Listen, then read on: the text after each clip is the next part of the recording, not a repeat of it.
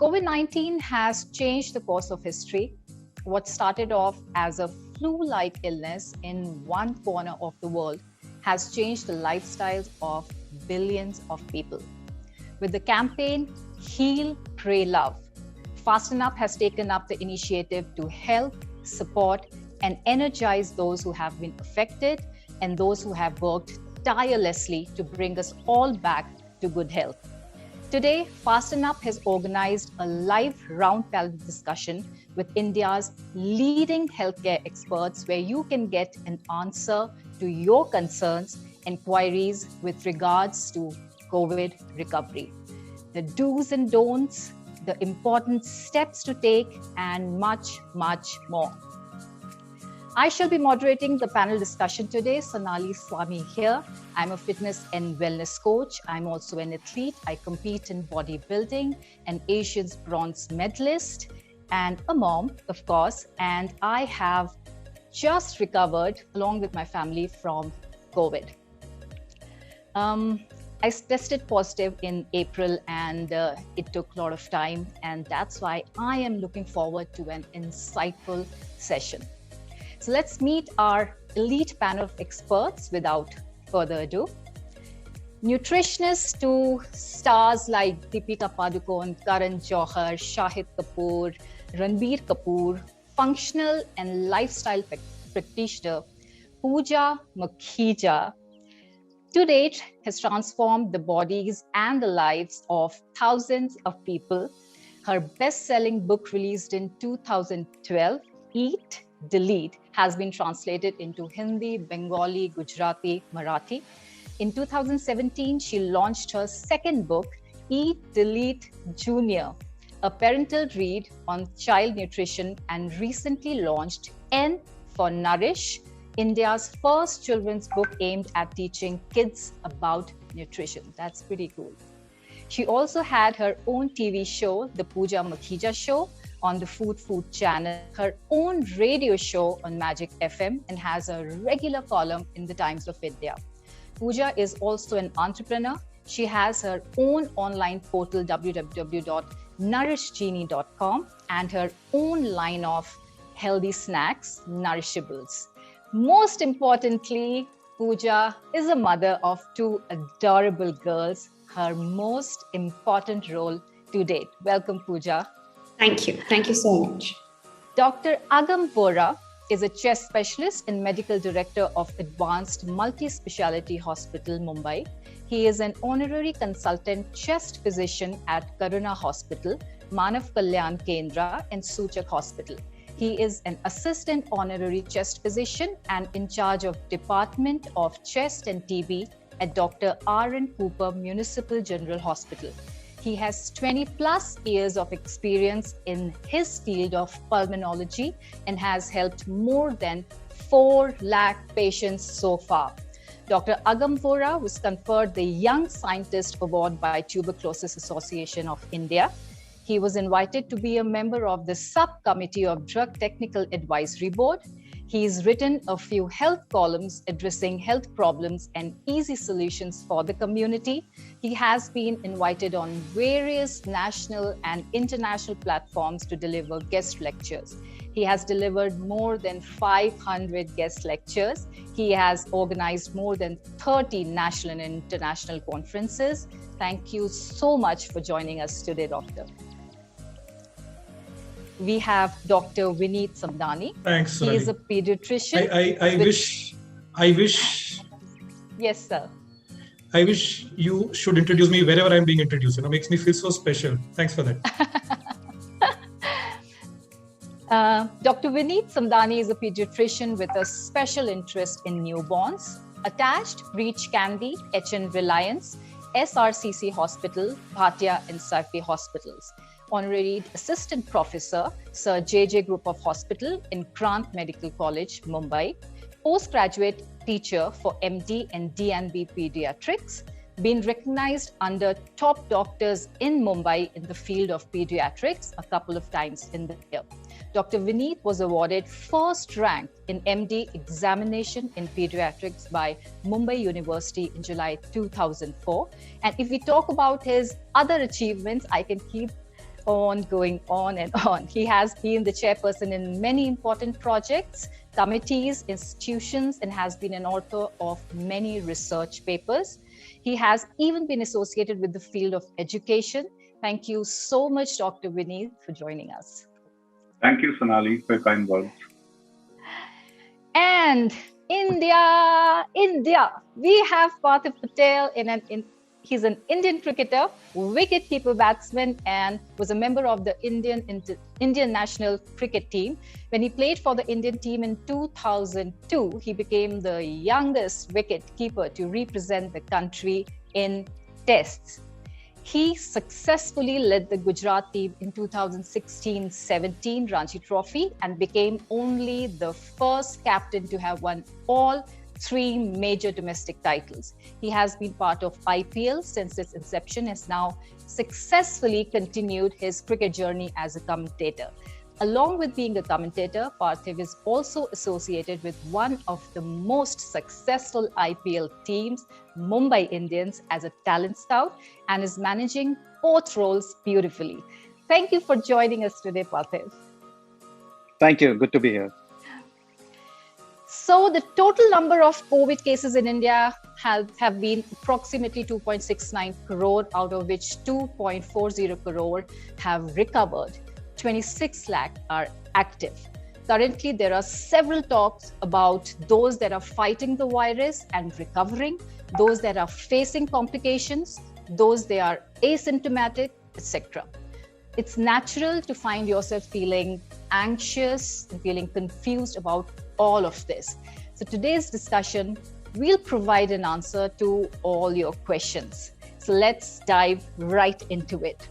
We received an overwhelming response of 1,000 plus registrations, and each registrant has sent in one question for the panel. We will try to cover most of the questions and touch upon all aspects of the COVID recovery related queries from our audience.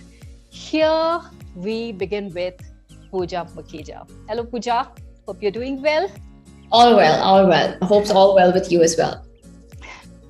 Highlight the nutritional requirements pre-COVID, during COVID, and post-COVID, journeying us through the recovery process.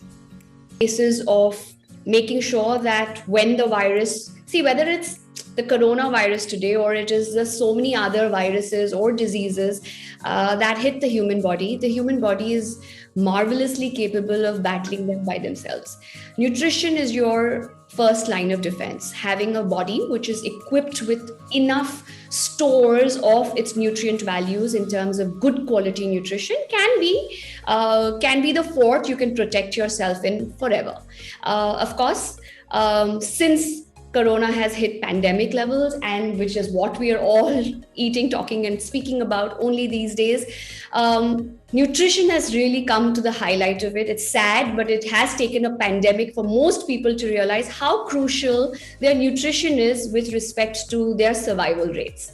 Nutrition can, in all aspects, be the deterring factor from you getting an asymptomatic attack to getting a severely strong attack requiring medical attention and already overburdened medical system.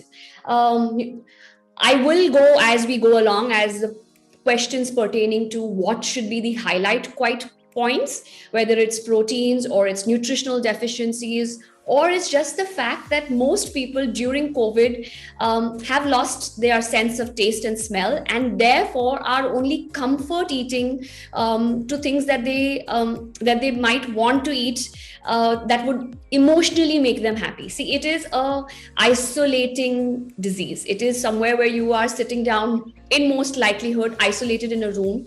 It automatically emotionally makes you weaker as well. And most people find emotional comfort in food.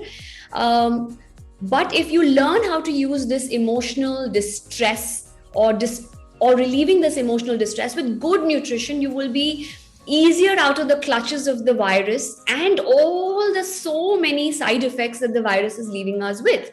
Every day we are hearing of so many other reasons what COVID has caused, whether it's post-COVID hair fall or post-COVID fatigue or long COVID or the black fungus, or there is something new, or the cases of depression which are increasing. So there are just so many ways in which COVID is leaving long lasting effects in our body. And if we use food, and this is not magical, this is not something that requires you to go meet a nutritionist. According to me, in simplest words, if we go back to the way our forefathers ate and eat a balanced thali with dal, roti, sabzi, which is home cooked fresh meals, is one of the best ways to get sustained nutrition all throughout. So requiring good nutrition during COVID is not something that is rocket science or requires anyone to even come to me. All we have to do is just go back to basics, eat as our grandparents ate, eat home cooked meals, but eat not to comfort, eat to nurture. We have to realize that even though the COVID may have gone, if our nutrition is not going to be strong enough, these side effects can come 1, 2, even 4 months down the line. So the stronger we keep our hold on food and good nutrition, the stronger we can stay healthy and stay the bosses of our lives and not be ruled by the virus. So home-cooked, nutrient-dense meal is the key, right? There's lots of aspects that I want to focus on. I don't know how much time I can hog in this space, but we will get to that as you will. I'm assuming coming into more focused nutrition. But I think let's make one point very clear, that proteins should be the first highlight factor that most of us have to be paying strong attention to. Several studies have indicated that protein malnutrition or protein deficiency is a very prevalent problem in the Indian subcontinent. 85% of Indians do not meet their protein requirements. And once our protein levels are lower, automatically your soldiers are made out of your proteins. The lesser the proteins, the lesser the soldiers, the lesser the immunity. And once the immune guard is down, all the problems come running in. So proteins are supposed to be the key factor. Most Indians may eat protein, but only in one main meal of their day. The focus here has to be some amount of protein, good quality protein in all 3 meals, breakfast, lunch, and dinner. That's one point that I would highlight foremost for all of us. Totally with you there. Dr. Agam, how to improve lung health during recovery? Can COVID have any long-term effects on the lungs, sir? That's a lovely question. COVID is primarily a lung disease, in the sense a lot of people who have asymptomatic state or patients who have mild disease may have only upper respiratory symptom, may have only throat irritation, but once you go into moderate to severe, your lungs get involved. So whenever you have cough, shortness of breath, drop in oxygen level, probably that is the time it is moderate or moderate to severe COVID, and those patients would require hospitalization. What I understand from your question is during recovery, in the sense once their pulmonary phase is getting better, once they are due for discharge, what can they do? Right. Yes. So any disease will have 3 factors. One is the disease factor itself, in the sense what bug, and in this situation we are talking about COVID-19 bug. Then comes who gets it, in the sense what Pooja was trying to tell us. Somebody who's with poor immunity may have worst outcome. So it is the patient's profile. And third, in which environment he is. So these are the factors which decide the eventual outcome of any disease. So with COVID-19, when you're recovering, what you can do as a patient is do good breathing exercises. So there is a tremendous role for simple yoga or pranayam kind of breathing exercises. We all have now understood the importance of prone breathing. We know that when you tell your patients to lie down on your stomach, Sonali, I'm sure your doctors would have advised you that when you were recovering from COVID. So these are the ways to improve oxygenation of dependent portion of the lungs. I strongly recommend the use of steam inhalation. I believe that everybody during this time must do good steam inhalation and must follow some social distancing.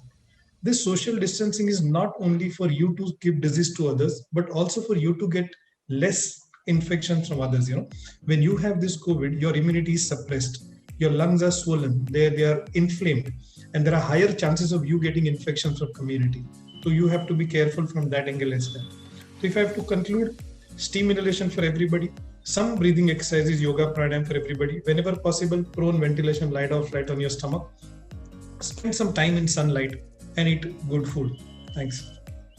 Thank you, Doctor. Moving on to Dr. Vineet.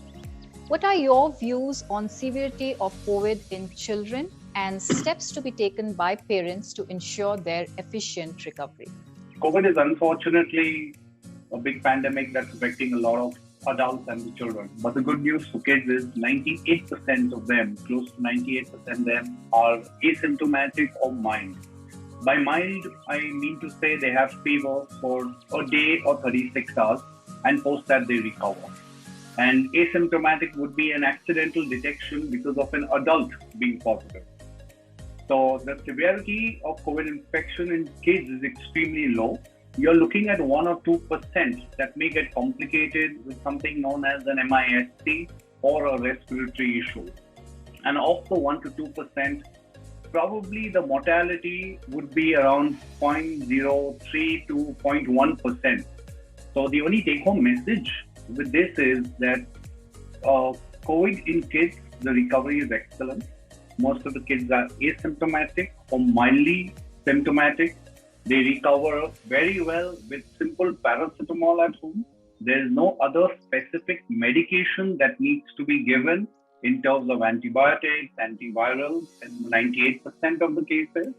And post that they do very well, except for home isolation required if they are asymptomatic or mildly symptomatic, at least for 14 days from the detection of the infection to proving the health. So, doctor, when we say kids, what's the age group we are talking about?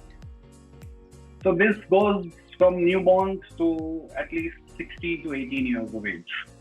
Okay. Thank you, doctor. Parthiv, how can an athlete stay mentally stress-free during these current times? First of all, I think being an opening batsman, it's very difficult to start number 4. Just to talk about, I'm not an expert here, but just to for everyone to understand this, I think it's very important to know that you have to accept it first of all. If you can accept the situation that you are not the only one who's of this. As an athlete or for a professional for that matter, once you are sitting home, that's very difficult. It's a very difficult thing, but you are not the only one who's suffering from this. So first, accept the situation that this is happening around and try and find a way. And once you know that this is happening to everyone, once you can accept things, your mind automatically looks for solutions rather than sulking in the room, rather than sulking and waiting what could happen to me, why is this happening to me. But once you've accepted it, your mind will look at solutions. So that's very key here. And so what I did, I can just relate to what acceptance can do to you. Once say MS Dhoni came into the scene, it was very difficult for me to get back into the Indian side. So I decided to understood the situation, try and put myself into domestic games, and hence on the things changed. So here till last year I was playing cricket. I was sitting home, and what I realized is for 2 months during lockdown, I did not touch my bat. I did not wore my wicket keeping gloves. But one thing which I learned is I did not forget to play cricket. Once, even if as a sportsman, if you are sitting at home, don't panic. You will not forget your sport.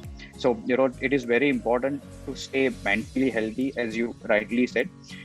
Visualization is key, I think, to it. Once how we prepare for an international game, we try and put ourselves into a situation which we might face tomorrow. Here, it's a long-term thing. You got to think that what would I have done tomorrow if I had gone for my training session? What would I have done if I had gone for my practice sessions? You try and put yourself ready mentally. The physical accept and the skill thing, which anyways will take care of by itself. So don't worry about that. Just relax. As Dr. Agam rightly said, that the breathing exercise which helped me a lot, which has helped a lot of players around the world who are playing sport, has helped, because I think that puts you in a present mind, your present situation, what is going around you.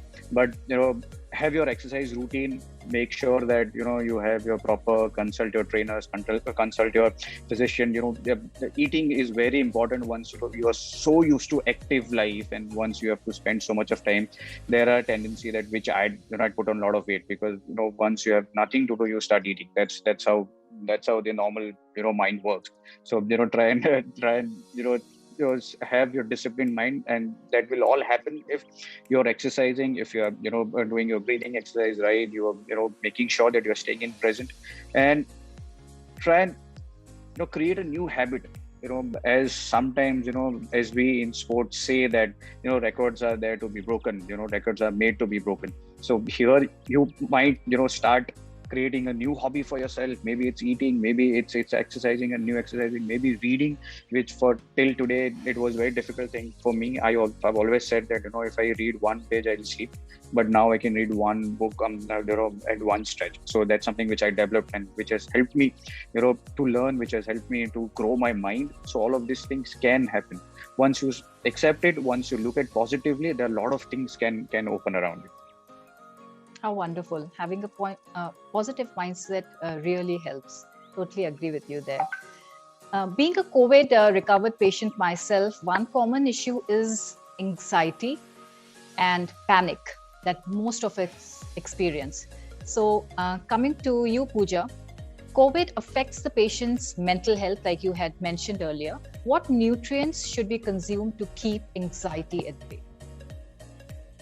Okay, definitely COVID is more, I would say it's far more a disease of the mind, because we are so scared of the virus.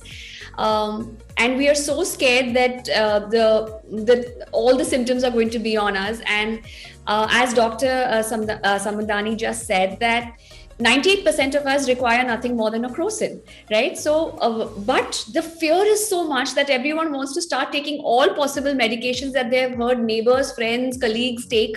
And therefore, medication, I no disrespect to medication, but you require it when you actually need it. Okay. But when we take it just out of the fear of कि मेरे को trouble हो जाएगा and I will reach the hospital, उससे अच्छा हम पहले से ही दवाइयाँ start कर लेंगे, completely causes our gut dysbiosis. Okay.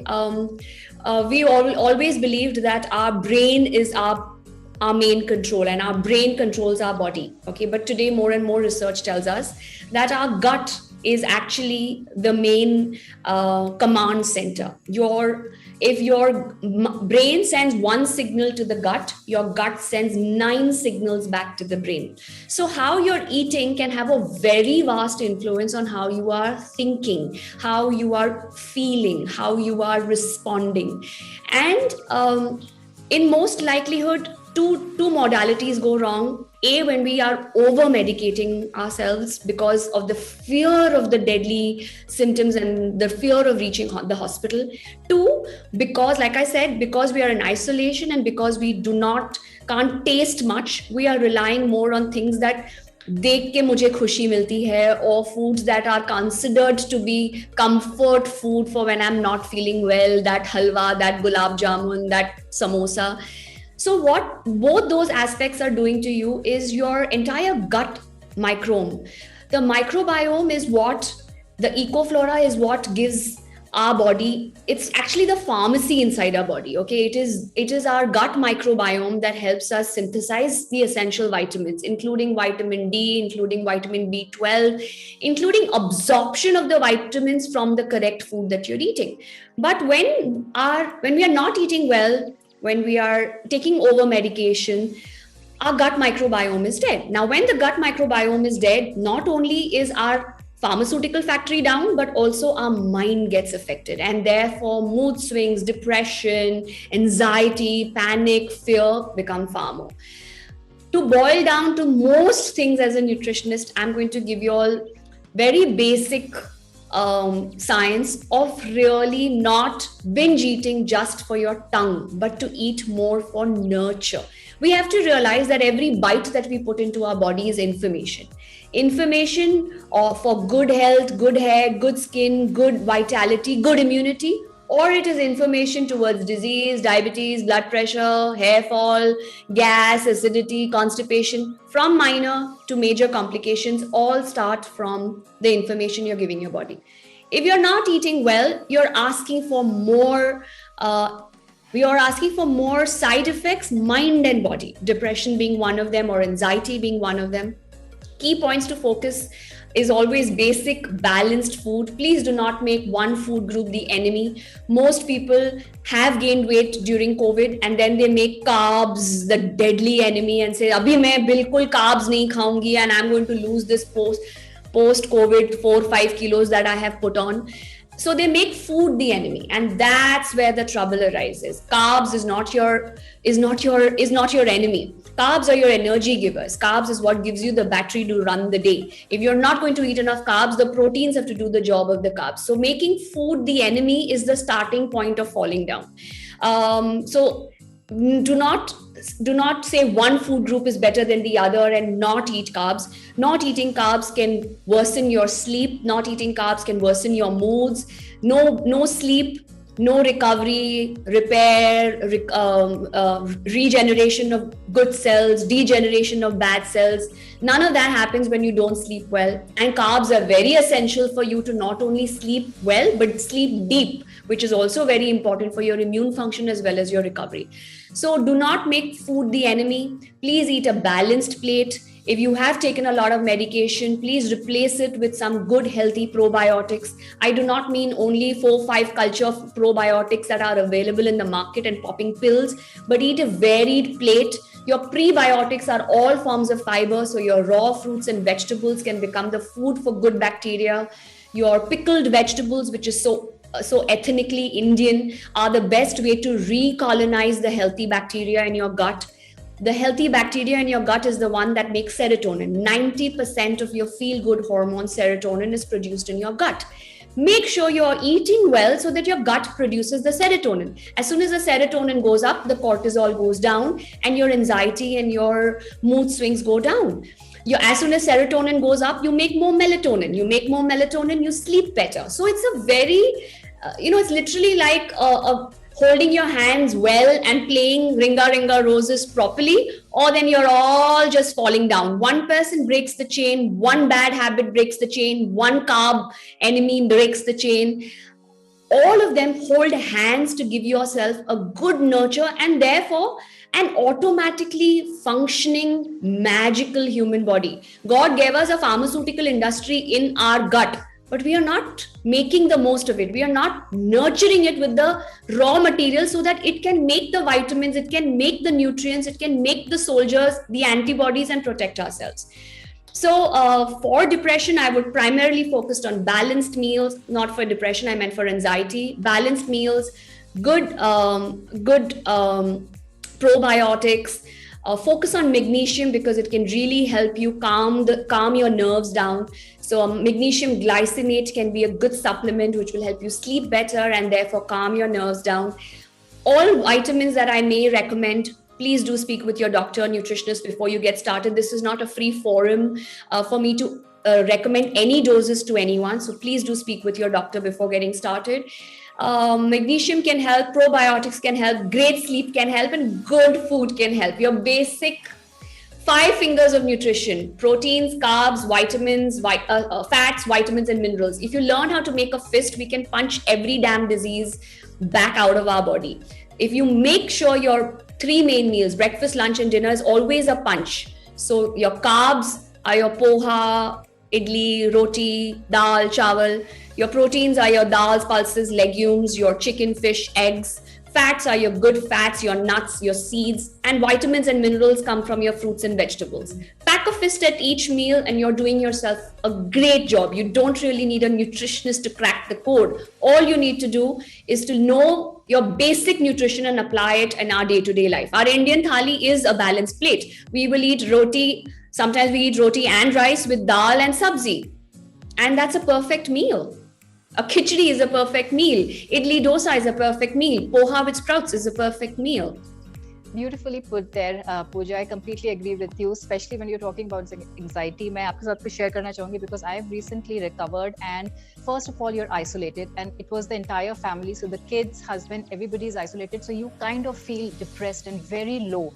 And then on top of that, sense of smell and taste, वो है ही नहीं. So you're sick. So you don't feel like eating. But then the thing is, like you said, you have to understand that you have to feed your body. You have to feed it the right way, and the nutrition is so much important. It plays such an important role, and not just rather than popping pills or let's say probiotics, like you said. घर पे आम चीजें like fermented idli, like you have mentioned, and a lot of fluid that I personally feel really helped me. So it's all about, like you said, the punch, if that's there in all the 3 meals, you're sorted, I would say. Thank you so much, Pooja. A lot of our audience has doubts regarding diabetic patients and those with comorbidities and their susceptibility to black, white, and yellow fungus. So coming to you, Dr. Agam, why is it that such immunosuppressed individuals are more prone to it? Can you give some insights on prevention of mucormycosis post-COVID? Pooja, I always thought you're a good friend, but in fact, by this advice, I've lost 1,000 patients. I'm told that there are 1,000 viewers, and your good nutrition advice is going to make me jobless. But anyway, yes, mucormycosis. Don't worry about mucor. Actually, it is little height disease. All these steroids, ketosis, etc., could probably make you prone to getting fungal infections, and especially in the city where we live, our air is little humid, and you have little more fungus in our air compared to drier places, drier states. We always had fungus as a problem. So fungus is actually secondary to, now we feel, a disease process where in COVID there is hypercoagulability. Hypercoagulability means there is clot formation. There are thrombosis which go and block certain areas. So you have such clots going in brain, such clots going in heart, such clots going in your lungs, and leading to necrosis. Whenever it goes, probably blood circulation to that part is compromised, and there is a necrosis going on, the tissue gets dead. Whenever there is death of a tissue, the fungus could grow on those surfaces, and that's how mucor is coming. We believe there may be overusage of certain medicines, steroids, diabetic ketoacidosis that patient has, overall suppressed immunity, overall overuse of antibiotics, humidity, all these oxygens, and the nasal, you have these reservoir bags, there are ventilator machines available, those circuits. These all factors could lead to a development of overgrowth of fungus and can put you at a higher risk of getting mucor. But trust me, mucor, you don't, as a public, we don't have to really worry about it. It is seen only in patients who had severe COVID-1, patients who required immunosuppression, be it whatever drugs for a longer time, and all those who are not following Pooja's advice. Only those patients would get mucor. Mucor diagnosis is relatively easy. It is not all that difficult. Your doctors have to suspect it, and once you suspect, you need a few quick investigations, including certain radio imaging, maybe CT scans or MRIs, and it can be picked up very well. And we have fantastic drugs available, which is now easily available at most of the centers. So it is treatable thing, so don't worry about it. The second part of your question was immunosuppression. Obviously, if your foundation is weak, whatever, it's like I always tell my patients, if my building is weak, whatever colors I make, it's not going to stay. So unless you have a stronger immunity, forget COVID, you're likely to get 100 other diseases. So I strongly believe that disease management requires medicine as a small part of it, but rest of the things where a good hygiene comes, a good role of diet and nutrition comes, and good role of vaccination comes. If I have to give you one message today, please don't hesitate from taking vaccine. Please motivate at least one of your relative and give him vaccine. I think unless we all take vaccines, immunity cannot improve. We have to join hands with the authorities to improve herd immunity of our nation, and that can happen only if we take vaccines. So disease management requires pharmacotherapy, a small part, personal hygiene, your exercises, physiotherapies, pranayams, walking, etc., adequate sunlight exposure, diet and nutrition advice, and vaccination. That's my list. Thanks. Thank you, doctor. So everybody who's joined us, please listen to Dr. Agam. वो कह रहे हैं कि vaccination ज़रूरी है. So please and don't take Pooja very seriously. Please do order Domino pizza. Please do order McDonald's food. Thank you. अब doctor ने इजाजत दे दी है, so people can actually enjoy lockdown. So going to Dr. Vineet. Dr. Vineet, how to go about transitioning from the recovery stage to normal health? So the good part of COVID is that 90% or 92% of all individuals, including children and adults, recover very well. The problem is 14 days isolation, staying alone, lonely, the mental fatigue. So post 14 days, if you feel you need more rest, you must take another week's time to take rest. Start minimal exercises. Don't start vigorous exercise. For reason, you've also heard of multiple sudden deaths happening post-COVID within the next 7 to 10 to 14 days, these are usually, and a lot of them are associated with cardiac ailments post-COVID because of vigorous exercise. So one needs to avoid that. Follow Pooja's punch diet of being nutritious food and healthy food. Number 4, must always also use your mind constructively. So play memory games, gain your confidence back. And number 5, the minute you suffer COVID and you recover, that doesn't mean you don't get it back. So most important formula of recovery is A, vaccination, and B, SMS. That's sanitization, masking, and physical and social distancing is the only key for a healthy life. Good that you cleared that SMS when you said SMS, because we have a lot of fake and unwanted stuff that's going on in the WhatsApp group and the otherwise social media. So thank you so much for clarifying that. Thank you, Doctor. Pooja, I would like to know something. Many people have a misconception regarding vitamin D3 and its benefits for COVID. So can you shed some light on same? Do you recommend senior citizens to take these supplements, Pooja?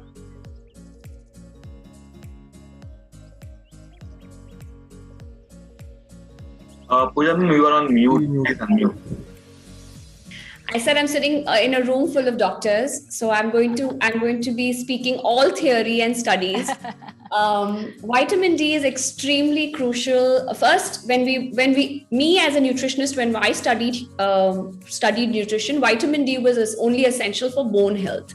Of course, this was 20 years ago. Today, more and more research is bringing to forefront how crucial vitamin D is, not only in our skeletal system, but as well as our immune system, our hormone health, our mental health, and how much of vitamin D can influence every organ in our body. Coming to immunity, as I last read in a study 2020 in JAMA, which said that people with vitamin D deficiencies are 1.8 times more likely to catch the virus as compared to those who have their banks full. Those who do have vitamin D deficiency and do catch the virus are twice as likely to have worse outcomes, not taking into consideration other comorbidities of overweight and diabetes, none of those. Just taking the vitamin D status, if you are vitamin D deficit, you can get worse outcomes. Another study also quoted where vitamin D deficiency does prevail, you do get the virus, you do get bad symptoms, you do go to a hospital, you are twice, or I can't remember the exact percentage, as likely to die of the virus if vitamin D deficiency is strong. Having said that, another study conducted on Indian subcontinent showed that 70 to 100% of Indians are vitamin D deficit. Okay, I am not asking this as a blanket rule for vitamin D to be supplemented, because vitamin D is a fat soluble vitamin. It can go toxic if people take it in very high doses for a very long period of time.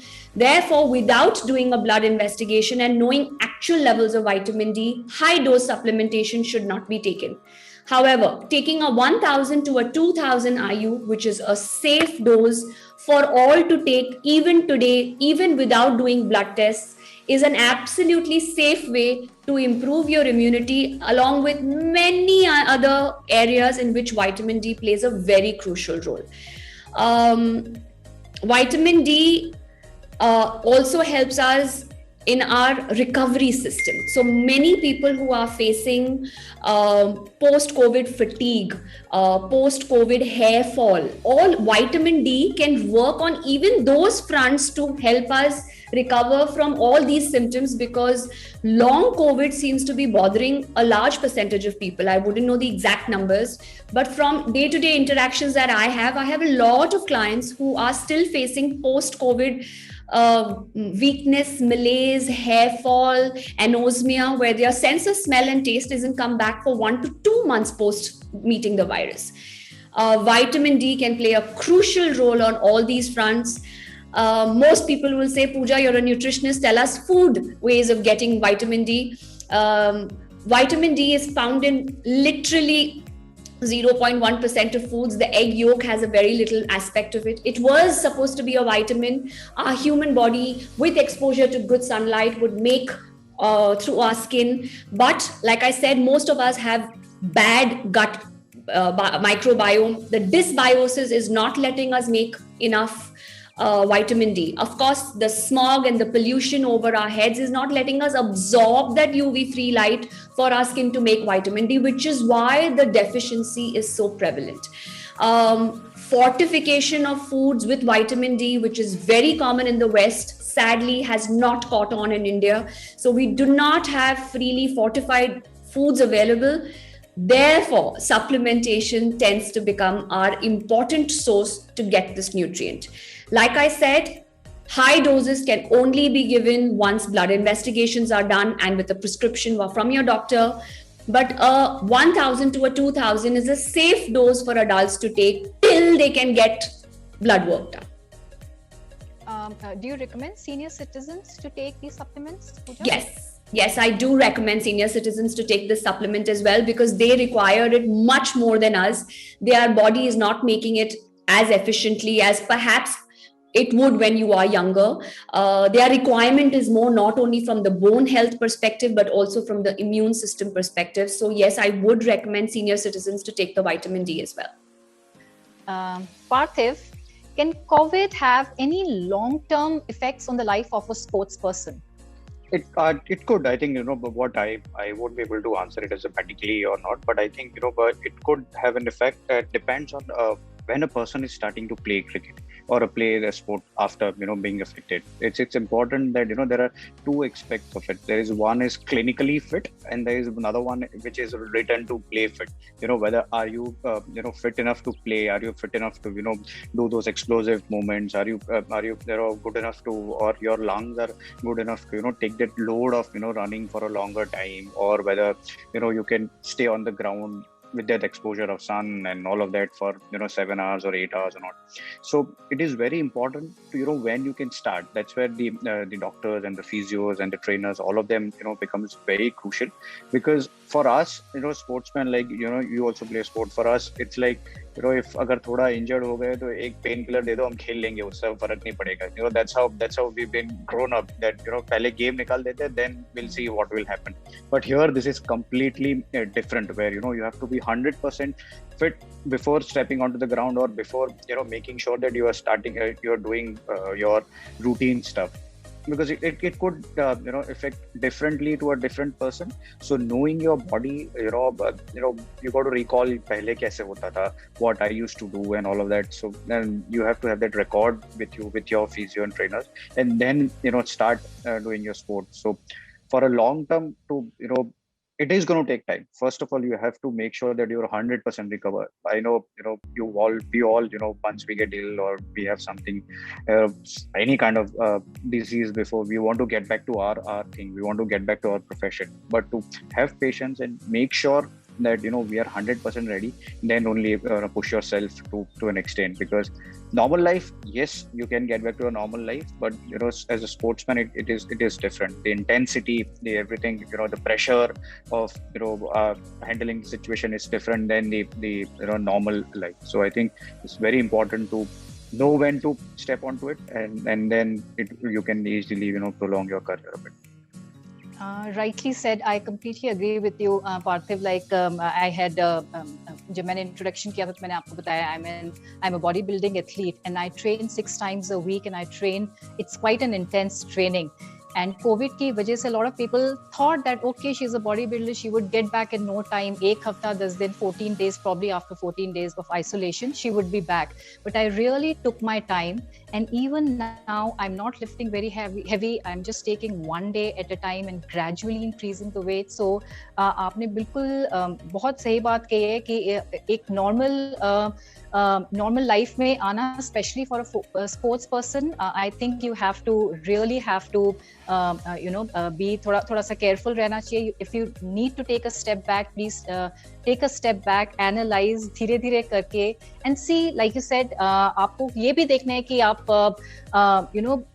you have to listen to your body. Basically, you have to listen to your body. Some people may recover very fast, and some people may take a lot more time than the others. So I totally agree with you, Parthiv. Let's talk to Pooja. Pooja, what are the top 5 superfoods with healing and recovery powers? And what is your opinion about consumption of turmeric, curcumin, and leafy greens? 5 superfoods. Okay. I'm currently on a complete superfood busting, Western superfood busting phase in my life, where I'm trying to debunk all those fancy superfoods sold to us at 10 times the price. And I'm finding Indian substitutes to give you for those superfoods.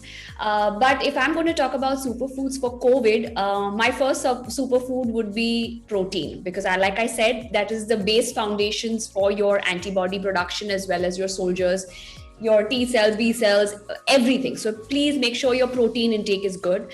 For most people, for most non-vegetarians, I would say egg whites are your best source.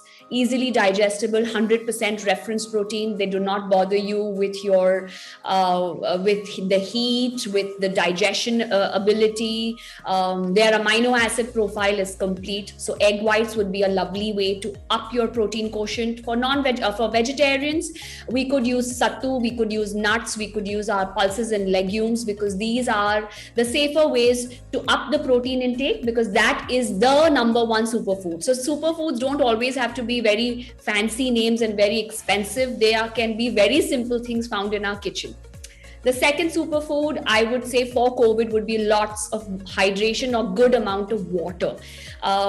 Most of us neglect our water intake because we think this is tasteless, odorless, colorless, calorieless, and therefore it is not something that is vital. But water is extremely crucial. Your ability to be able to detox, your ability to be able to have great skin, to prevent dryness, to prevent hair fall, cramps, which is something that many people with COVID are facing, constipation, can all be eliminated if the water intake is good. 2 to 3 liters of water is what I would recommend for most adults. Depending on your body weight, of course, this can change depending on your athletic endurance, as well as how much of training you do. Maybe this can be much more, but water is extremely crucial. So the second nutrient would be water as a superfood. Next, I would mark a glass of raw vegetable juice as a way to get all the antioxidants. So I did mention in the punch that you have vitamins and minerals. Vitamins and minerals are your micronutrients. They are required in very small quantities, but they are really crucial for your body to be able to do all the major metabolic processes. So your zinc, selenium, all of these are magnesium, manganese, these are required in very small quantities, but they do the magic. So a glass of raw vegetable juice is an easy way to get this nutrition.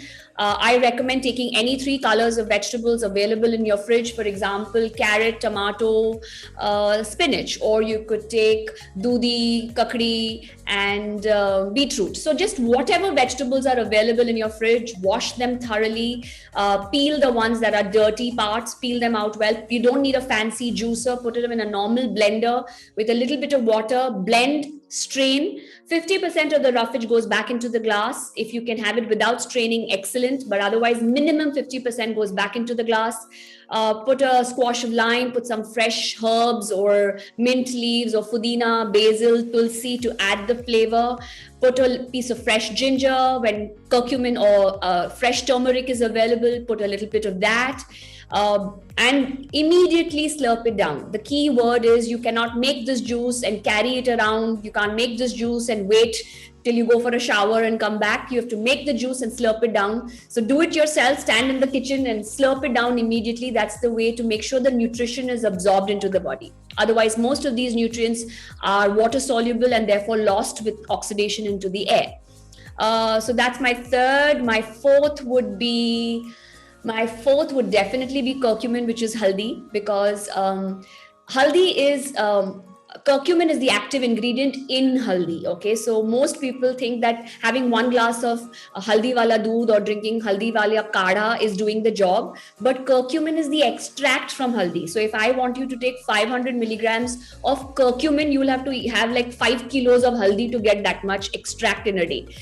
The extract or curcumin is what is antifungal, antibacterial, antiviral.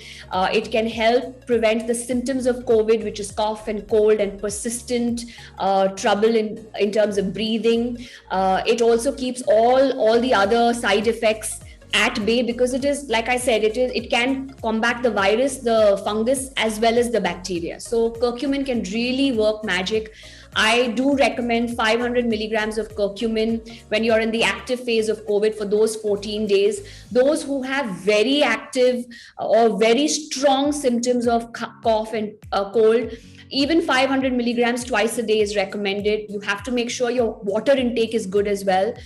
So curcumin can really work well, not only during COVID, but even when there is, because curcumin is anti-inflammatory. So any condition which causes an inflammation, whether it is bigger diseases or smaller diseases that bother us on a day-to-day basis, whether it's arthritis, whether it is indigestion, curcumin can really help you on that front.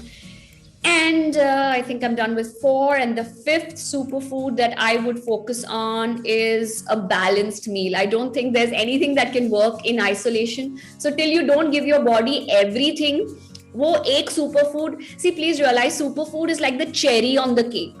Most people think that is the cake, but that's not the highlight. The highlight is not the cherry. वो बिना cherry के भी आपको cake अच्छी लगेगी. तो पहले आप nutritious basic खाना सीखें. Then these superfoods can add the magic. But till you don't have a basis of a good diet, no superfood can do magic. So I think my last and most important superfood would be a balanced eating plate.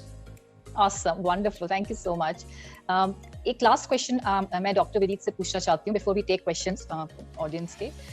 Dr. Vineet, can you tell us how vaccines work against the virus and prevent us from getting infected? Also, what is the waiting period for a person who has got COVID to get vaccinated? So we will divide your questions into 2 parts.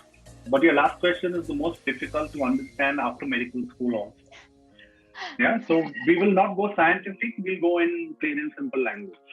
What happens to our body once a virus enters in? The minute the virus enters into the body, it replicates. The minute it replicates, it causes an infection in the body. Now, our immune system, that means our blood, has red blood cells and white blood cells. The red blood cells carry oxygen to the tissue, and the white blood cells are basically the defense mechanism of the cell. Okay, so as soon as the infection gets into your immune system, these two start playing. Please understand, the white blood cells would be divided into macrophages, lymphocytes. There is a T and B lymphocytes. Now, as soon as there is an infection, it takes time for the body to react and to get your defense into place, which may be weeks to days. That depends on the viral load and the infection. So once that is done, your infection is taken care of. But the beauty of this story is that the second time you get infected with the same virus, the body recognizes it. So the body recognizes it. So if, for example, it's taken 2 weeks or 3 weeks for first time to act against it, it will do a faster form. So that's how you get protected, and that's how these vaccines work. Now, there are multiple varieties of vaccines. There is an mRNA vaccine, there's a viral vector vaccine, there is an inactivated vaccine. Now, it depends on when you take the vaccine and when do you get your COVID symptoms. So if you happen to take different company vaccines, they are 2 or 4 weeks apart to 3 months apart. It depends on the vaccine that you take. If in case you happen to have taken 1 dose and you get an infection, so what do? You wait for at least 3 months for the next dose of your vaccine.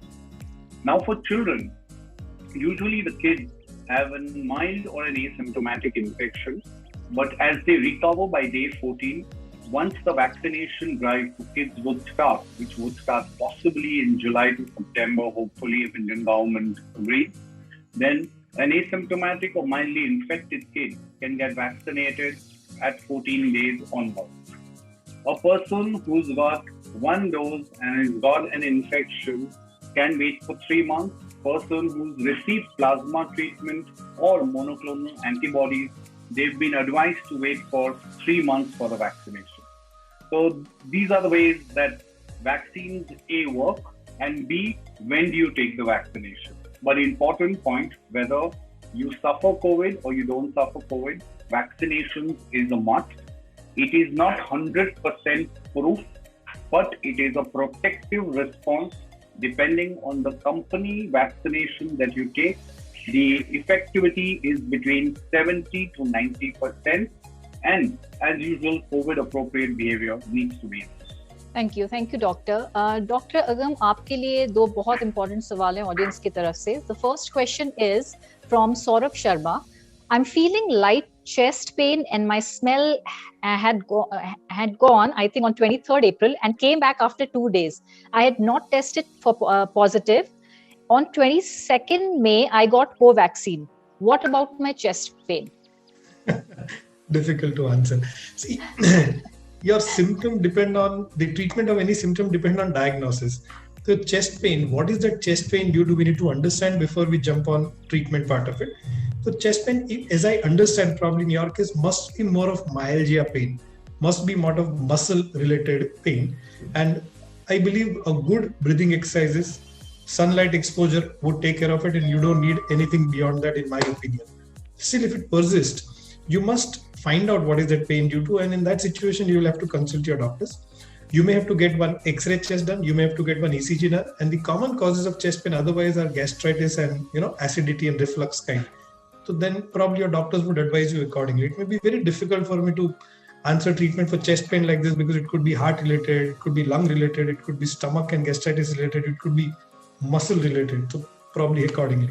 Thanks. Right. So if it still persists, doctor ko dikhana zaruri. It's better to get. Right. Yes. Thank you, doctor. Another question, an important one. How many days the post-COVID cough will persist, and what are the measures we need to take to control it? Trust me, the COVID cough would disappear in 2 weeks' time. You will not have any, sequelae or any cough remaining if your COVID is completely treated. Your cough may persist long if you have underlying unhealthy lung. Say you're asthmatic, you have underlying COPD, you have underlying smoker's lung, or if you've had extensive lung damage, you went on ventilator, you were in ICU for a longer time, and you developed something called as pulmonary fibrosis. In that situation, cough could remain.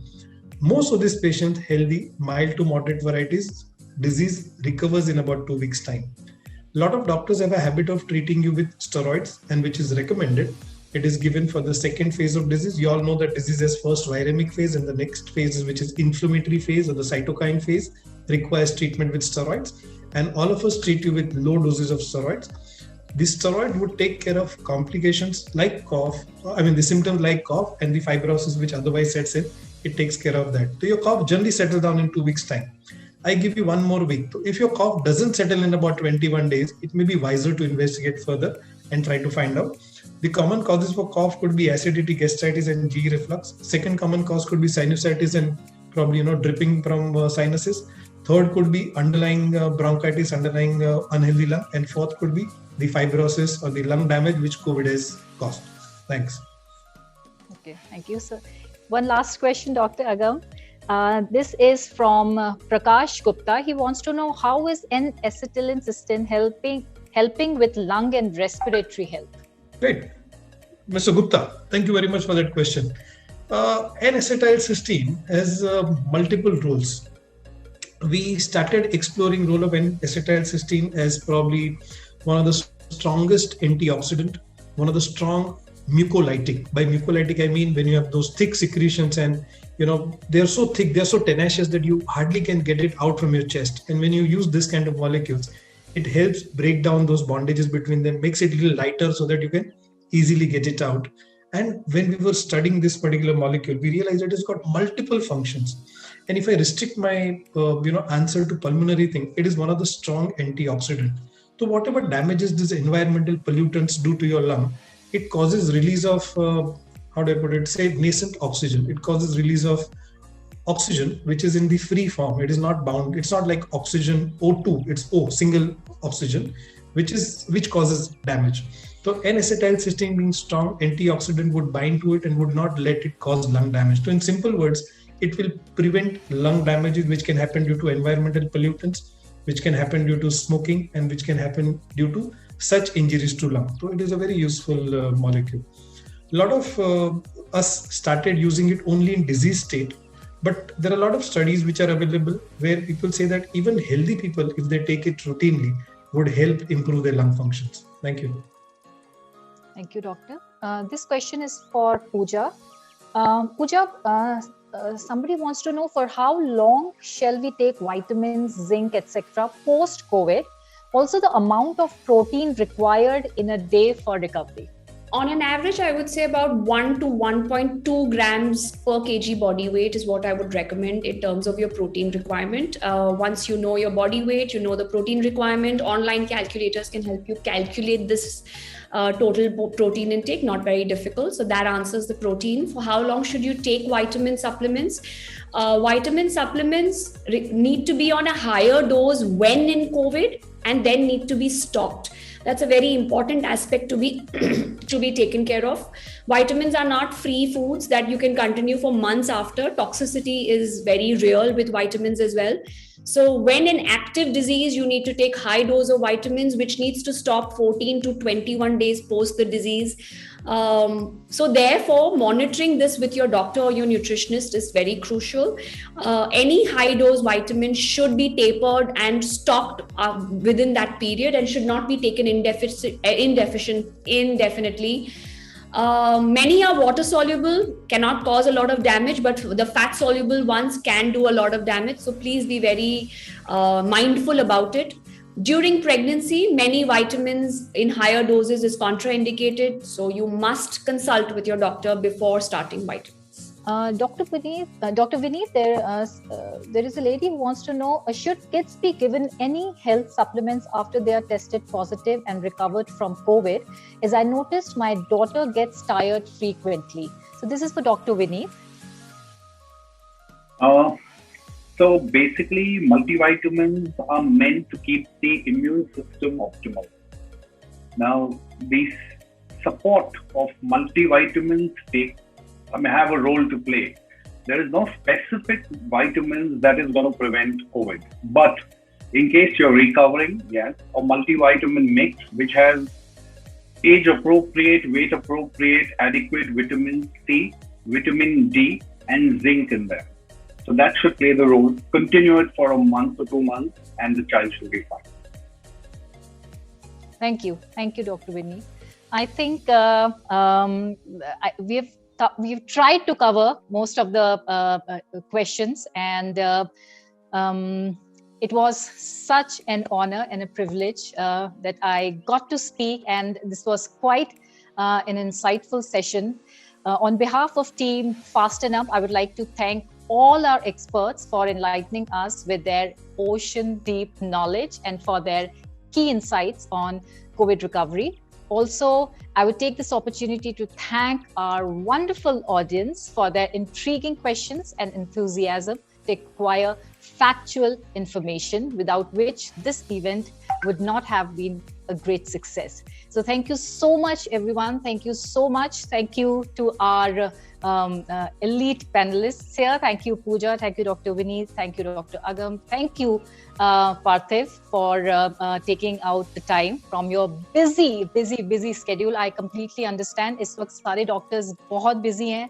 Everybody is busy and everybody is trying to do the best that they can. So thank you so much. Thank you, everyone. Have a wonderful day. Stay safe. Sonali, don't forget to wear mask. Yes, I must also thank you on behalf of all three of us that you conducted it so well. It is the moderation which makes the program successful, and I give you full credit. And thanks to Pooja, thanks to Vinay, thanks to Parthiv. I got chance to probably be with 1,000+ audience. People came to see you and meet you, and I got chance to be with you. I must thank Fast&Up for giving me the opportunity. Thanks, Parthiv. Thanks, Vinay. It's a pleasure meeting you, doctors. Thank you. Pleasure. Bye-bye. Bye. Thank you. Bye-bye.